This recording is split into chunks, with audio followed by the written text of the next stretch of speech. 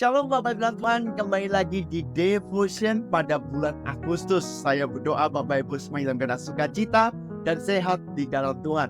Sebelumnya saya mau mengucapkan Dirgahayu Indonesia yang ke-79. Salam merdeka dan biarlah Indonesia terus berkemenangan, terus menjadi jauh lebih baik. Bahkan sampai masa pemerintahan Bapak Joko Widodo sampai dengan tongkat estafet diserahkan. Ya, biarlah semua berjalan dengan baik dan biarlah Indonesia penuh dengan kemuliaan nama Tuhan. Dan sebelum kita masuk dalam kebenaran firman Tuhan, mari sama-sama kita berdoa. Tuhan, kami mengucap syukur atas segala kebaikan-Mu. Kalau minggu lalu kami sudah melewati memperingati kemerdekaan Indonesia, kami percaya itu semua karena kasih dan kebaikan-Mu Tuhan. Dan kalau hari ini Tuhan kami dapat kembali merenungkan devotion Tuhan, kami percaya Tuhan ada sebuah maksud, ada sebuah pesan di mana setiap kami ditransformasi oleh kebenaran ini. Sebab kami percaya Tuhan perkataan manusia terbatas, tapi kebenaran firman-Mu tidak terbatas Tuhan. Terima kasih Tuhan, di dalam nama Tuhan Yesus kami siap merenungkan firman-Mu. Haleluya. Amin. Bulan Agustus ini kita masih dengan tema The DNA atau DNA. DNA itu apa sih? Segala sesuatu sel yang ada di dalam tubuh kita yang justru menggerakkan kehidupan kita. Bahkan fungsi dari DNA juga dikatakan bahwa kalau seandainya ada sebuah peristiwa lalu mati, ada seseorang meninggal dunia atau mati lalu tidak diketahui karena mukanya udah hancur, maka yang diambil adalah sampel DNA-nya supaya tahu siapakah orang tuanya. Bahkan penelitian lebih lanjut dikatakan bahwa penelitian DNA bukan hanya satu generasi, tapi dari generasi ke generasi. Jadi seandainya saya punya anak, ya anak ini diambil DNA-nya, tidak hanya kelihatan saya sebagai orang tuanya, tetapi papa saya sebagai papanya. Nah itulah DNA. Dan saya percaya Bapak dan Tuhan bahwa setiap kita memiliki DNA ilahi atau DNA Kristus. Kenapa saya katakan seperti ini? Itu karena dalam kitab Kejadian Bapak Ibu, pada saat Tuhan menciptakan manusia dari debu tanah, lalu diberikan nafas kehidupan. Dalam bahasa Ibrani diambil dari kata ruah. Nah, yang diberikan nafas kehidupan itu adalah roh. Jadi ada DNA dalam kehidupan kita. Tetapi DNA itu dirusak, ya, berusaha dikacau oleh virus yang namanya virus dosa. Tetapi kita mengucap syukur kepada Tuhan karena Dia datang dalam dunia sebagai seorang juru selamat untuk menebus dosa kita, untuk mengalahkan virus itu, yaitu dengan bilur-bilur Allah, bilur-bilurnya kita menjadi sembuh. Itulah DNA.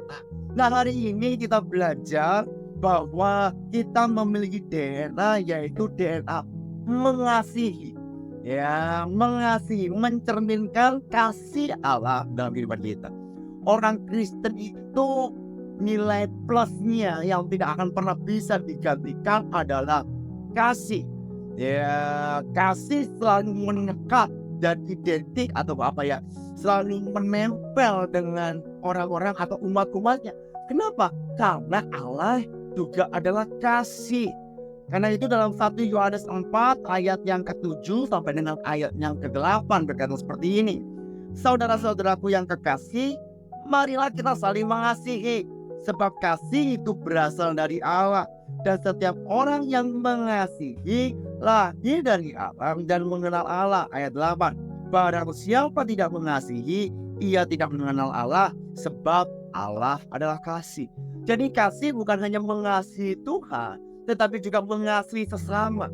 Mengasihi sesama bukan hanya sekedar memberikan uang, memberikan materi, ya kan? Tetapi juga memberikan nasihat, memberikan care, membentuk karakter seseorang itu juga adalah tanda sebuah kasih. Bapak Ibu dalam Tuhan, saya percaya bahwa papa saya dan mama saya mengasihi saya.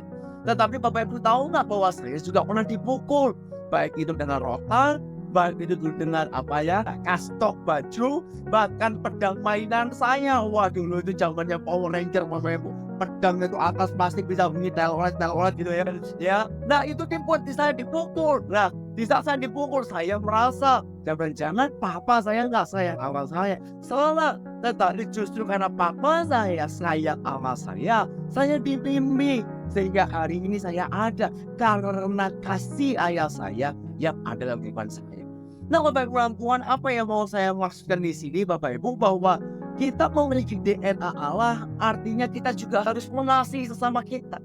Kita memperhatikan, kita menolong, kita membantu, kita memikirkan, kita saling menyapa meskipun terkadang kita nggak kenal. Saya punya anak Bapak Ibu 2, saya selalu ajarkan mereka siapapun yang ada di kanan kiri, baik itu satpam, baik itu siapapun, kamu sapa. Ya, selamat pagi, selamat siang, selamat sore, dan sebagainya. Mengapa demikian? Karena ingat, kita adalah kitab ke-67. Kita ini harus menjadi saksi Allah. Kita ini representatif Kristus. Jadi Bapak Ibu Tuhan, ayo hari ini kita belajar supaya apa? Supaya kita menekankan pentingnya kasih dalam hubungan kita sebagai orang yang percaya. Bapak Ibu Tuhan, saya ulangi lagi ayat yang ke-7 berkata, saudara-saudaraku yang kekasih, marilah kita saling mengasihi, sebab kasih itu berasal dari Allah. Apa sih kasih yang berasal dari Allah? Kasih yang berasal dari Allah itu bukan kasih yang menuntut, ya kan, tetapi kasih yang memberi, ya, kasih agape, kasih yang kekal. Kalau orang itu menyakiti kita, ya sudah, ya, yang penting kita udah memberikan kasih. Nah, saya ada sebuah cerita Bapak Ibu yang terkenal namanya Oprah Winfrey. Ya, Bapak Ibu tahu ya, seorang presenter kulit hitam gitu ya, yang ada di luar negeri sana. Ya, ini juga menyimpulkan adanya DNA mengasihi. Ya, padahal Oprah Winfrey kalau Bapak Ibu baca atau cari biografinya, dia bukan berasal dari orang yang baik-baik saja. Ya, dia diperkosa oleh pamannya pada saat kecil. Ya, wah, hidupnya sia-sia, seolah-olah sia-sia. Tetapi hari ini di saat dia berhasil, dia tidak berusaha untuk membalas dendam, tetapi justru dia membangun Oprah Winfrey Foundation. Ya, foundation itu apa, kayak yayasan itu Bapak Ibu, untuk membantu setiap mereka yang kekurangan, yang kurang kasih sayang, yang yatim piatu, yang dibuang dan sebagainya, ditampung semua, diberikan apa? Bukan hanya diberikan makan, bukan hanya diberikan pelajaran, tetapi ini yang penting, dia memberikan kasih itu kepada setiap mereka. Dan apa yang terjadi Bapak Ibu? Banyak orang menerima Yesus sebagai Tuhan dan Juru Selamat.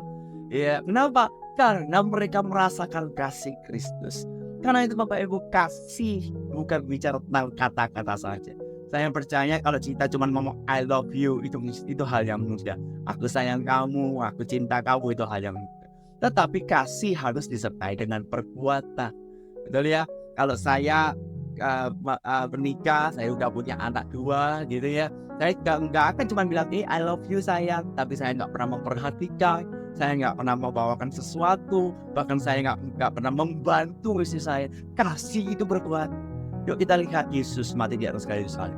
Dia begitu mengasihi kita sehingga ia telah mengaruniakan anaknya tunggal, supaya barang siapa yang percaya, dia tidak binasa, melainkan beroleh hidupnya. Karena itu kasih adalah tindakan. Ya, yuk hari ini kita belajar di suasana yang merdeka, ya, di suasana kemerdekaan Indonesia. Apakah Bapak Ibu ikut gotong royong? Ya, apakah Bapak Ibu ikut mengibarkan bendera merah putih? Apakah Bapak Ibu juga geng dengan orang lain, membantu dan sebagainya? Nah, saya berdoa melalui renungan firman Tuhan ini, ingat bahwa DNA kita adalah DNA mengasihi. Bukan karena kita hebat, tapi karena Tuhan terlebih dahulu mengasihi kita. Tuhan, aku berdoa untuk setiap mereka yang melihat devotion ini, setiap mereka yang mengambil keputusan untuk mengasihi Tuhan. Kami percaya Tuhan, kami mengasihi karena Engkau terlebih dahulu mengasihi kami. Karena kami limpah dengan kasih, sehingga setiap kami Tuhan dapat membagikan kasih itu kepada setiap kami sekeliling kami, sehingga sekeliling kami dapat menerima Engkau sebagai Tuhan dan Juru. Terima kasih Tuhan, kami berdoa untuk setiap mereka yang sakit, biarlah Engkau berikan kesembuhan di dalam nama Tuhan Yesus. Setiap mereka yang lemah, Engkau berikan kekuatan di dalam nama Tuhan Yesus. Terima kasih Tuhan, dalam nama Tuhan Yesus. Haleluya. Amin. Tuhan Yesus memberkati.